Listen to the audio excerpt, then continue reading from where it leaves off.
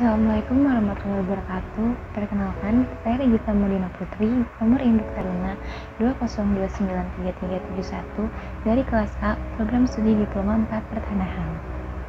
Di sini saya akan mereview buku yang berjudul Resonansi Land Reform Lokal Dinamika Pengelolaan Tanah di Desa Karanganyar, di mana buku yang akan saya review ini merupakan buku hasil karya dari Bapak Aristiono Nugroho, Bapak Hari Budiawan, Bapak Tulus Subroto, dan Bapak Soeharno. Buku ini merupakan buku yang diterbitkan oleh SCPN Press pada bulan Agustus tahun 2013. Buku ini memiliki 205 halaman dengan dimensi 14 x 21 cm. Buku ini merupakan buku yang membahas mengenai dinamika pengelolaan tanah yang berada di Desa Karanganyar yang telah berhasil menerapkan kebijakan land reform lokal. Adapun di dalam buku ini juga dijelaskan bagaimana awal mulanya penerapan land reform lokal di Desa Karanganyar ini dapat terjalin akibat beresonansi dengan desa tetangganya, yakni Desa Ngandagan yang merupakan desa yang memprakarsai munculnya kebijakan land reform lokal.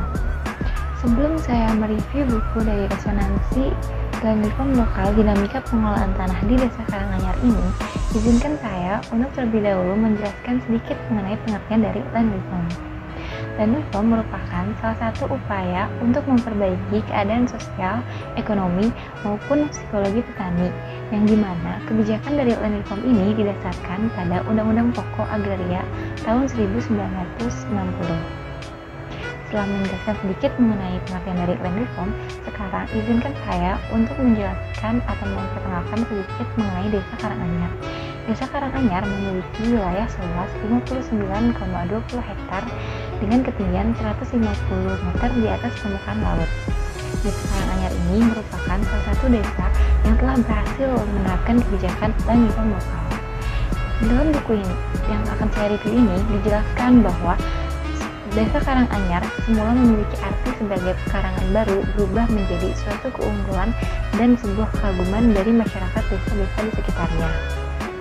Hal tersebut dikarenakan pemerintah yang ada di Desa Karanganyar telah dianggap berhasil mendistribusikan hak garap atas tanah kepada para petani yang tidak memiliki tanah, sehingga menimbulkan kekaguman terhadap kebijakan tersebut yang telah berhasil mensejahterakan warga desanya. Buku ini menjelaskan mengenai land reform lokal yang dijalankan di Desa Karanganyar yang terletak di Jawa Tengah. Mengapa disebut dengan land reform lokal? Karena pada praktiknya, land reform yang diterapkan di Desa Karanganyar ini memiliki perbedaan dengan land reform nasional yang diterapkan oleh pemerintah. Adapun land reform yang berlaku di Desa Karanganyar ini mengacu pada land reform yang diberlakukan pada Desa Ngandagan. Sebagaimana dengan judulnya yang menyebutkan kata resonansi, dalam buku ini juga dijelaskan bahwasanya setelah diterapkannya kebijakan land reform lokal di Desa Ngandagan yang telah berhasil membuat kesejahteraan dan keadilan bagi para petani, hal tersebut membuat Desa Karanganyar selaku desa tetangganya untuk ikut tergetarkan untuk ikut serta menerapkan kebijakan land reform lokal ini di Desa Karanganyar sendiri. Namun, yang membedakan antara kedua kebijakan ini yaitu terletak pada luas tanah hak garap bagi para petani yang tidak memiliki lahan di kedua desa tersebut. Adapun kebijakan dari land reform lokal ini sendiri tidak luput dari ikhtiar para tokoh, yakni peranan kedua tokoh yang sangat berpengaruh di Desa Karanganyar dan Desa Ngandagan. Kedua tokoh tersebut yakni Sumotirto selaku Kepala Desa Ngandagan dan R. Sosrowardoyo selaku Kepala Desa Karanganyar. Pada masa kepemimpinan Sumotirto dilakukan kedua kebijakan dalam menata pengelolaan tanah, yakni yang pertama yaitu Sumotirto mengambil alih tanah milik asisten Wedana Kusuma Mangun Harjobesali seluas 11 hektar yang terlantar dan kemudian dibagikan oleh beliau seluas 10 hektar kepada masyarakat Desa Ngandagan dan 1 hektar diberikan kepada masyarakat Desa Kapiteran. Kemudian kebijakan selanjutnya yaitu menetapkan kewajiban kepada warga desanya yang memiliki luas tanah seluas 300 ubin atau lebih untuk diberikan kepada pemerintah Desa Ngandagan yang kemudian untuk didistribusikan kepada 2 keluarga petani yang tidak memiliki tanah sawah. Berdasarkan kebijakan tersebut membuat R. Sosrowardoyo selaku Kepala Desa Karanganyar untuk ikut mensejahterakan warganya melalui penerapan dari kebijakan land reform lokal ini. Hanya saja yang membedakan adalah kebijakan land reform yang berlaku di Desa Ngandagan dengan Desa Karanganyar ini, yakni terletak dari luas tanah hak garapannya, di mana pada Desa Karanganyar memberikan hak tanah garap yang lebih luas, yakni seluas 90 ubin untuk satu keluarga petani untuk setiap 250 ubin dari warga yang memiliki lahan. Namun, kebijakan tersebut tidak membuat hak atas kepemilikan tanahnya menjadi berpindah tangan, melainkan tetap menjadi hak pemilik awalnya. Hanya saja, hasilnya diperuntukkan kepada para petani yang mendapatkan hak tanah garapan tersebut. Atau dengan kata lain, mereka hanya mendapatkan hak menggarap saja tetapi tidak mendapatkan hak atas kepemilikan tanah. Selain itu, dalam buku ini juga dijelaskan mengenai perbedaan antara land reform lokal dengan land reform nasional yang diberlakukan oleh pemerintah. Yang paling menonjol yaitu di mana pada land reform nasional menetapkan agar supaya petani memiliki tanah minimum 2 hektar.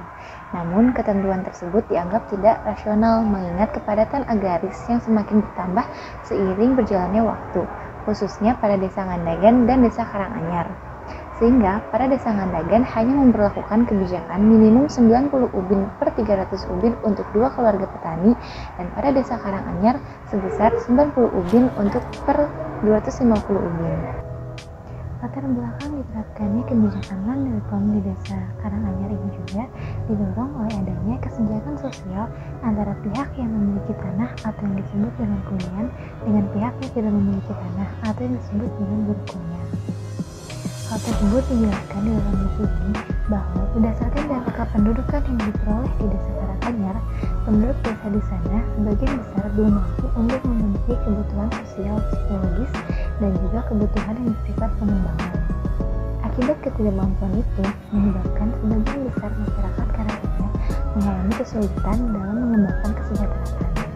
Dengan latar belakang tersebut, mendorong pemerintah desa yang berada di Desa Karanganyar untuk mengelola kesenjangan tersebut dengan sebaik-baiknya dengan cara membangun interaksi yang baik antara kulian dengan berkulian.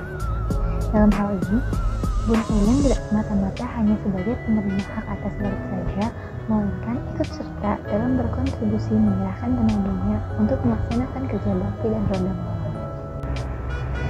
Selain ikhtiar para tokoh, faktor pendukung terjalinnya kebijakan land reform lokal di Desa Karanganyar ini juga didorong dengan adanya dukungan dari masyarakat, sebagaimana yang dilakukan oleh para warga yang ada di Desa Karanganyar yang senantiasa mendukung kebijakan land reform lokal ini yang ditetapkan oleh kepala desanya, yakni R. Sosowardojo.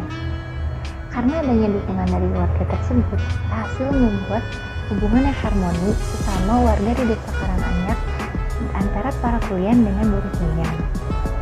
Selanjutnya dapat disimpulkan bahwa dengan adanya penerapan dari kebijakan land reform lokal ini menimbulkan dampak yang sangat baik bagi masyarakat di Desa Karanganyar, yang berupa terciptanya kerukunan antar masyarakat di Desa Karanganyar, terdapatnya 76 kepala keluarga yang menerima tanah garapan seluas 90 ubin, terbentuknya kerjasama dari para buruh kulian untuk melaksanakan kerja bakti dan ronda malam untuk kepentingan Desa Karanganyar. Dan terakhir, dapat menanggulangi kemiskinan yang terjadi di Desa Karanganyar. Dalam buku ini juga dijelaskan hal yang menjadi kunci keberhasilan dari penerapannya kebijakan land reform lokal di Desa Karanganyar ini, yakni warga desanya berhasil menerapkan 4 prinsip pengelolaan pertanahan lokal yang meliputi keadilan, kemakmuran, kedamaian, dan kesejahteraan, yang kemudian mendorong para warga di Desa Karanganyar untuk berkontribusi dalam memenuhi hak dan kewajibannya masing-masing.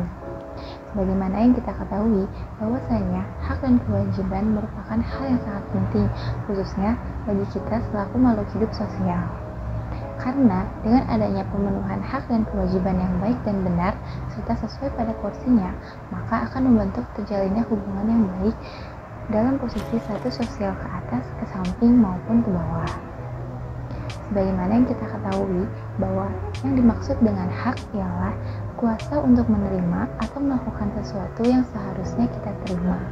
Sedangkan kewajiban merupakan suatu hal yang wajib untuk dilakukan demi mendapatkan hak atau wewenang kita. Dari pengertian tersebut, sangatlah jelas tergambarkan bagaimana peranan para kulian dan buruh kulian dalam konteks pemenuhan hak dan kewajiban mereka masing-masing, di mana para kulian telah berhasil mencontohkan mengajarkan bagaimana mereka menaati peraturan dengan membagikan sisa lahan mereka sesuai dengan peraturan yang berlaku, sehingga mereka mendapatkan hak mereka untuk menikmati fasilitas yang berkaitan dengan tanah buruhan mereka dengan kondisi yang harmoni. Sedangkan untuk para buruh kuliah sendiri, mereka menunjukkan bahwa setelah mereka mendapatkan haknya yang diberikan dalam bentuk tanah garapan, mereka tidak lupa untuk memenuhi kewajiban mereka dengan cara melakukan ronda malam dan kerja bakti yang dilakukan dengan tujuan untuk kepentingan desa mereka sendiri. Sekian yang dapat saya sampaikan, mohon maaf apabila terdapat banyak kesalahan dalamnya. Wassalamualaikum warahmatullahi wabarakatuh.